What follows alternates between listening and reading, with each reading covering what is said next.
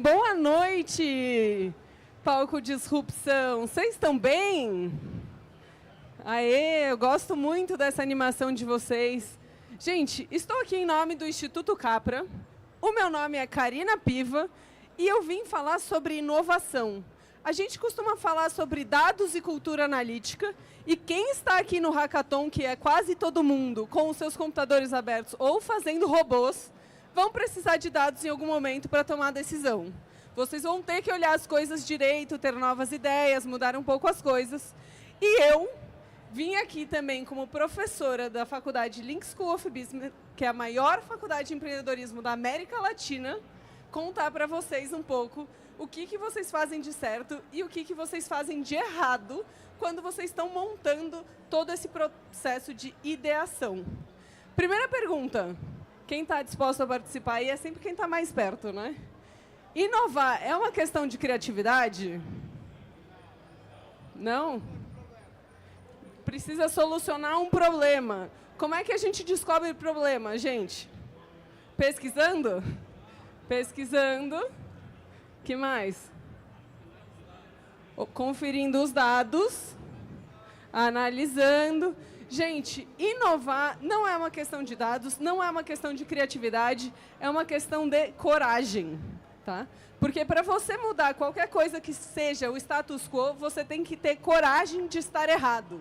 Você tem que ter coragem de aprender o que ninguém nunca aprendeu. Você tem que ter coragem de achar o desafio dos outros e juntar aí sim as análises, informações, criatividades e informações dos coleguinhas, porque eu estava aqui com esse grupo que prometeu que ia prestar atenção em mim, dei toda a letra e eles agora estão todos desatentos. E é justamente isso que vocês têm que começar a prestar atenção, que é no entorno do que está acontecendo e do que pode ser de referência. Então, inovar não é uma questão de criatividade. É uma questão de dedicação e de desafiar as coisas. Hoje... Ih, tá quebrado o bagulho. Hoje, 90% das decisões que a gente toma são baseadas na nossa intuição. Naquilo que a gente acredita, sabe? Naquilo que a gente aprendeu. Aí você fala, Piva, 90% é muito. Esse número é uma mentira.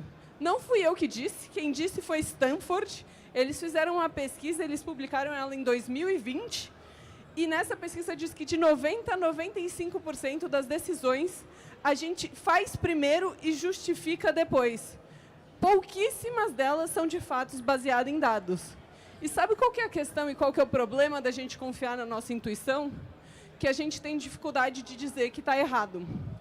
É muito difícil, tanto que vocês usam o ChatGPT, né? Quem usa ChatGPT aqui? Qual é a última vez que o ChatGPT disse que você estava errado? Vocês se lembram da última vez?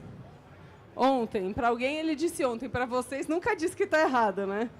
Então, gente, nem o ChatGPT tem coragem de dizer que vocês estão errados. Entendeu? Ele chove no molhado naquilo que a gente acredita. Eu quis trazer um exemplo outro, diferente daquilo que vocês estão vivendo do Hackathon, pensando numa análise de dados, porque em algum momento vocês vão começar a coletar dados. O que acontece quando você coleta dados e o dado te diz o que você não quer acreditar? Você fala, não, está errado. Imagina! Vocês não olharam esse número direito? Vai lá pesquisar mais gente. Que absurdo! O que aconteceu eu fiz o relatório do raio-x do investidor brasileiro esse ano. O que significa isso? É um relatório em que o Datafolha vai na rua, pesquisa 5.538 pessoas, para ser bem específica, tá? Representando o total da população brasileira. E aí, depois, a empresa me pede, Piva, analise esses dados. E o objetivo era entender qual que é o perfil do investidor brasileiro. E eles queriam simplesmente que os dados contassem as histórias. Gente, dado nenhum conta história nenhuma. Todo dado depende do contexto que ele está inserido. Sabe por que eu digo isso? Eu falei, ChatGPT não fez nenhum de vocês dizerem que estava errado. Sabe por quê? Porque quem modelou o ChatGPT ensinou o ChatGPT que ele tem que concordar contigo. Então, quando eu faço uma seleção de variáveis para dizer o que é investidor, então, se a pessoa usa sei lá, banco digital, se a pessoa tem algum tipo de dinheiro no banco, se a pessoa usa Instagram. Ele agrupa as pessoas de um jeito. Se eu colocar a informação de que a pessoa mora em São Paulo, já é outro grupo, outras pessoas. Então, todas as escolhas de variável que a gente coloca, tira, põe e deixa em algum lugar dentro de um algoritmo supervisionado, não supervisionado, de inteligência generativa, ele determina como que isso vai se comportar. Então, a gente tem que tomar muito cuidado, porque a gente está sempre procurando comprovar a nossa tese, ao invés de encontrar nos dados se a nossa tese estava errada. Porque o que a gente tem que fazer é assumir a nossa ignorância, assumir o nosso lado de que a gente não sabe tudo, não importa se já pesquisei tudo, já estudei, já dou aula, sei lá onde, já fiz isso, falo pela cabra, estou em um monte de lugar, no palco da campus. Mas, gente, é um tanto de coisa que eu não sei. Primeiro que eu já não sabia nem qual era o tema do hackathon, né? Eu cheguei aqui com completa ignorância sobre o próprio Campus Party. E aí eu estou falando isso porque eu sou muito fã desse cara que chama Malcolm Gladwell. Esse livro é bem antigo, chama Blink, num piscar de olhos, que eu acho lindo, que ele fala sobre intuição. E ele é uma pessoa que diz que a gente precisa balancear intuição com informação, apesar dele ser muito fã da intuição. Mas ele diz também que, por conta de todos os vieses que a gente foi incutido ao longo de toda a nossa vida, de entender o jeito que a gente comporta de uma forma específica, faz com que a nossa intuição seja falha. Faz com que a nossa intuição, às vezes, perceba perigo em lugares que não tem. Então, o pessoal que está trabalhando com segurança pública, segurança da mulher, aviso e etc., sabe o que pode acontecer? A mesma coisa que aconteceu nos aplicativos da Uber. Em 2018, eu trabalhava na Uber e eles inseriram um negócio que chamava zona de risco.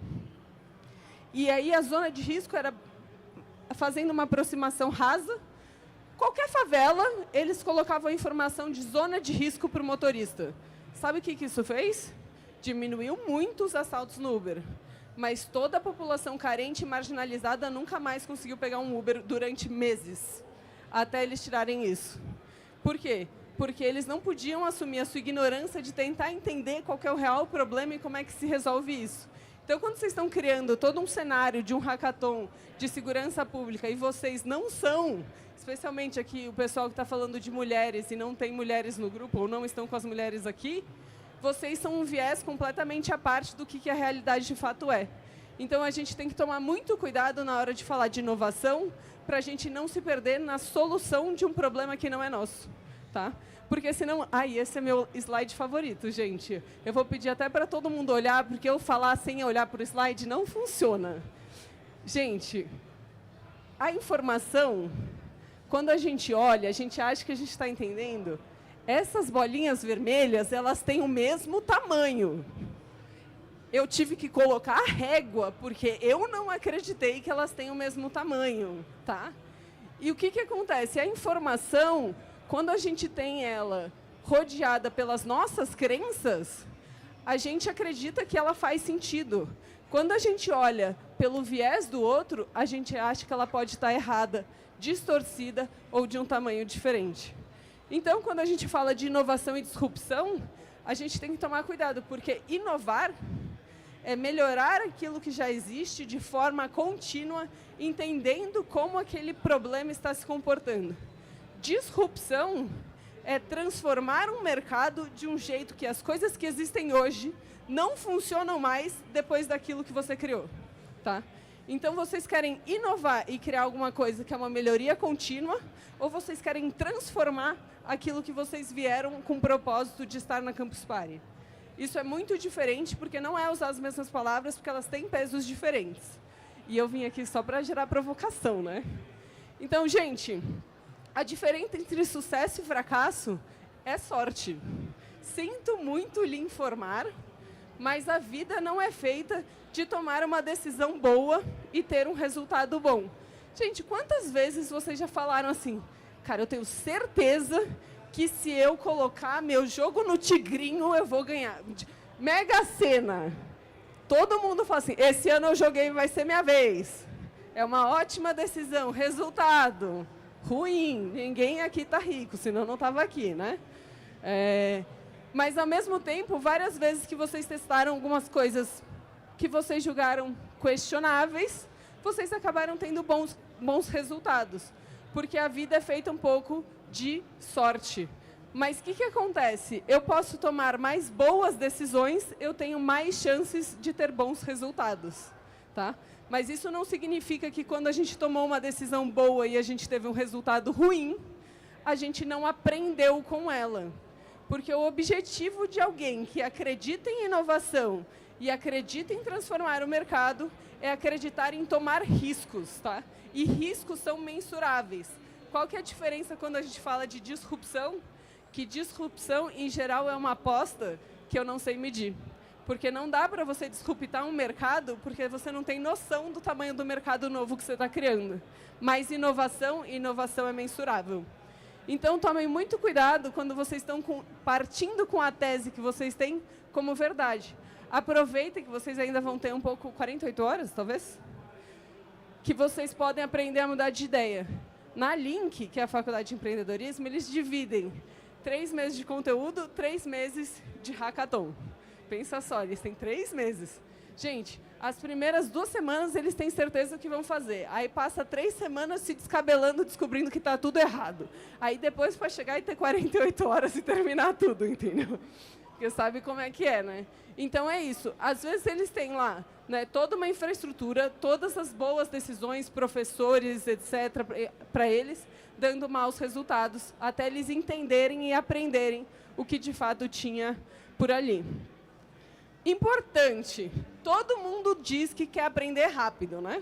Então, tudo bem, vou errar rápido que eu aprendo rápido. Mas, na verdade, vocês querem aprender sem dor. Né? Eu quero, assim, ó, dormi, acordei, perguntei para o ChatGPT, todos os meus problemas foram resolvidos. Não era? Não, sem pensar muito, né? Me diz o número da Mega Sena logo de uma vez, que já me acelera um passo aqui. Mas o que a gente tem que tomar cuidado é que aprender é desconfortável. Eu estar aqui e chegar do lado do grupo, eu estou intencionalmente gerando desconforto.